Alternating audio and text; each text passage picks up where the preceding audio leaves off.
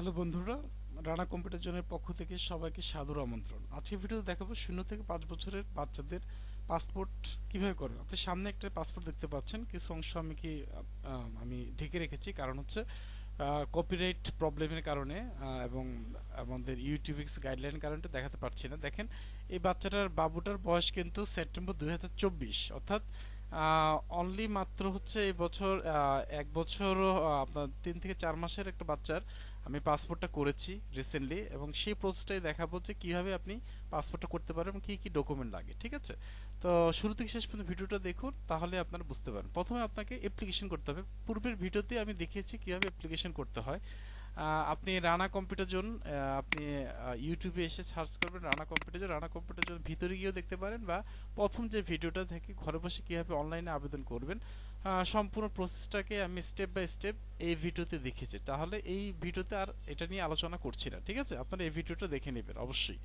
তারপর কি করবেন, আপনারা ধরেন আপনি করে ফেললেন, আপনি অ্যাপ্লিকেশন করা শেষ। অ্যাপ্লিকেশন করার পর আপনাকে কি করতে হবে, অ্যাপ্লিকেশন করার পর আপনাকে কি কি কি ডকুমেন্ট লাগবে এই বিষয়গুলো নিয়ে এখন আমি আলোচনা করছি। দেখেন, যদি অপ্রাপ্ত বয়স্ক হয়, এখানে দেখেন এই একটা অ্যাপ্লিকেশন লাগবে, অনেকে হয়তো এটা জানেন না। অপ্রাপ্ত বয়স্ক যদি হয় তাহলে কিন্তু এখানে আপনার এই একটা অ্যাপ্লিকেশন ফর্ম আপনাকে পূরণ করতে হবে গার্ডিয়ানকে। ঠিক আছে, এখানে নাম, পিতার নাম, মাতার নাম, জন্ম নিবন্ধন, বাবুর জন্ম নিবন্ধন, স্থায়ী ঠিকানা এগুলো দিতে হবে। তারপর প্যারেন্টস এখানে সাইন করে দিবে। ঠিক আছে, পিতার এখানে সাইন থাকবে, তার নাম থাকবে, তার ফোন নাম্বার থাকবে। ঠিক আছে, এই ফর্মটাকে আপনাকে অবশ্যই অবশ্যই পূরণ করতে হবে।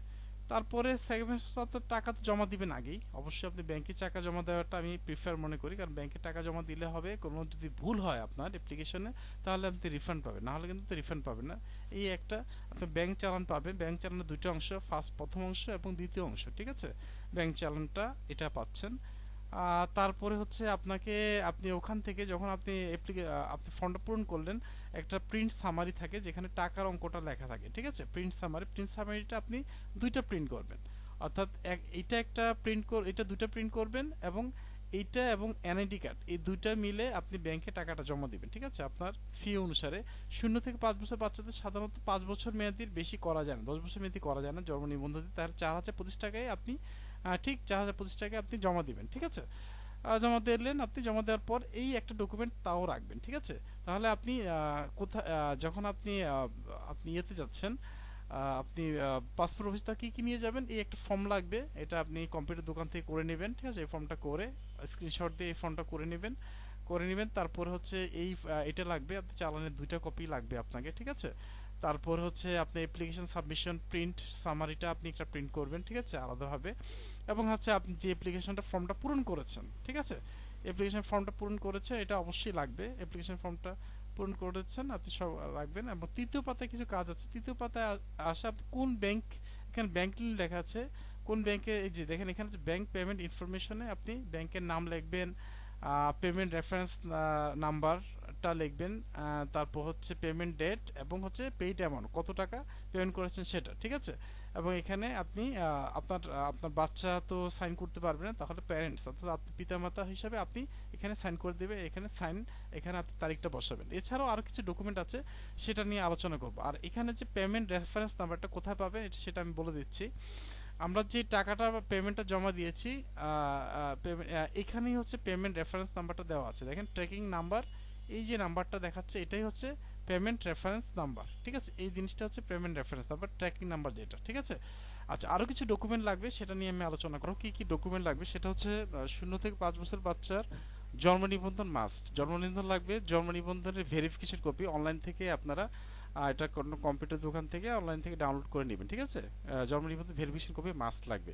এবং 0 থেকে 5 বছর বাচ্চার অবশ্যই হচ্ছে 3 ইয়ার সাইজ ছবি, কারণ বাচ্চারা কিন্তু ছবি তুলতে পারে না, কারণ ছবি তোলার সময় তারা কি মানে মাথাটা সোজা রাখতে পারেনি, তাই অবশ্যই আপনাকে 3 ইয়ার সাইজের ছবি অবশ্যই প্রিন্ট করে নিতে হবে। ঠিক আছে, এবং পিতামাতার জন্ম নিবন্ধনের জাতীয় পরিচয়পত্রের ফটোকপি লাগবে, বিদ্যুৎ বিলের ফটোকপি লাগবে, এবং আসলটাও নিয়ে যেতে হবে। অনেক সময় তারা আসলটা দেখতে চায়, আসলে আপনি ওই বাড়ির মালিক কিনা। ঠিক আছে, এবং হোল্ডিং ট্যাক্সের ফটোকপি নিতে হবে।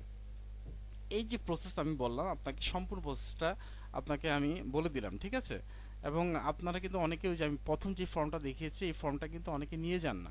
ঠিক আছে, এটার কারণে অনেক সময় দালালরা নানা ধরনের প্রবলেম করতে পারে। ঠিক আছে, তো আপনি এই ডকুমেন্টগুলো আপনি সুন্দরভাবে করতে পারেন। অবশ্যই আপনার পাসপোর্টটা আপনি কিন্তু খুব নর্মাল ডেটের মধ্যে পেয়ে যাবেন। ঠিক আছে, তারপরে আছে হচ্ছে পুলিশ ভেরিফিকেশন ব্যাপারটা আছে। পুলিশ ভেরিফিকেশন যে আপনার ডকুমেন্ট ঠিক থাকে তাহলে আসলে আপনাকে 500-1000 টাকা দেওয়ার কোনো প্রয়োজন নেই। ঠিক আছে, চাইতে পারে, আপনার যদি নিজের বাড়ি থাকে, আপনার কাগজপত্র ঠিক থাকে, তাহলে আপনি কেন টাকা দিবেন? ঠিক আছে, আপনি কিন্তু চার্জ করতে পারেন। আর বর্তমান সময়ে কিন্তু এই জিনিসগুলো করা যায় না।